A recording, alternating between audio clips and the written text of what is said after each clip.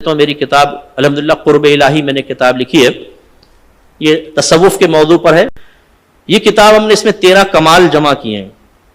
10 کمال تو ایک نوجوان اگر اللہ کا قرب حاصل کرنا چاہے، ایک مسلمان حاصل کرنا چاہے تو سب سے فرسٹ سٹیپ کیا ہے، پھر سیکنڈ کیا ہے، تھرڈ کیا ہے، فورتھ کیا ہے، اس طرح 10 کمال۔ رکاوٹیں کیا آئیں گی، کیسے دور کرنی، کیا کیا چیز سیکھنی ہے، کیا سکھانی ہے، کس طرح رزق کمانا ہے، کیسے نہیں کمانا، کون سا حرام ہے، کون سا جائز ہے، یہ سب اس میں۔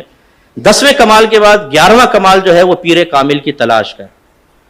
اس میں پیر کے بارے میں سارا لکھا ہے کہ کون سا پیر ہمیں کن صلاحیتوں کا حامل اختیار کرنا چاہیے۔ پھر اس کے بعد پیر کے آداب، اور آخری جو حصہ ہے وہ فنا فی المرشد کا چیپٹر ہے۔ اس کے بعد اگلا میں لکھ رہا ہوں انشاءاللہ فنا فی الرسول کے بارے میں، فنا فی اللہ کے 3 جلدیں ہوں گی، یہ 3 کتاب۔ ہمارے بعض اوقات یہ مقولہ معروف ہے کہ پیر کامل کا دامن تھامو منزل پا جاؤ گے، لیکن سوال یہ پیدا ہوتا ہے کہ کامل پیر پہچانے کیسے؟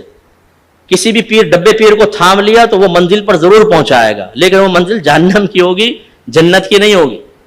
10 کمال پر اگر کوئی عامل ہو جائے پھر تلاش مرشد کرے تو انشاءاللہ کسی فاسد آدمی کے ہاتھ میں ہاتھ دے ہی نہیں سکتا، یہ میرا دعویٰ ہے۔ میں نے اس میں علماء کو بہت پریورٹی دی ہے۔ لوگ سمجھتے ہیں تصوف میں علماء علیحدہ ہیں اور پیر علیحدہ ہے۔ پیر تو صرف عالم ہی ہو سکتا ہے، جاہل کو تو بیعت کرنے کی اجازت ہی نہیں ہوتی۔ آپ ہماری کتاب پڑھیں، ہم نے قرآن و حدیث کے دلائل سے اس کو مزین کیا ہے۔ تصوف کی کتابوں کے حوالے بہت کم نظر آئیں گے۔ قرآن و حدیث، تصوف قرآن و حدیث سے ثابت ہوتا ہے۔ ہم لوگ تصوف کی کتابوں میں تلاش کرنے کی کوشش کرتے ہیں، اسی سے گمراہی پیدا ہوتی ہے، اور یہ ڈبے جعلی قسم کے پیر بیٹھ کر ہماری قوم کو تباہ و برباد کر رہے ہیں۔ کوئی عورت پیر بن کے بیٹھی ہوئی ہے، وہ مردوں سے گلے مل رہی ہے۔ کوئی پیر صاحب ہے، وہ جپھی والی سرکار ہے، وہ مریدیوں کو جپھی دے رہا ہے۔ کوئی ڈانس کر رہا ہے، کوئی گالیاں بک رہا ہے کہ اگر دھمال نہیں کہ تمہاری وہ عورتیں بھی ناچ رہی ہیں، مرد بھی ناچ رہے ہیں سارے۔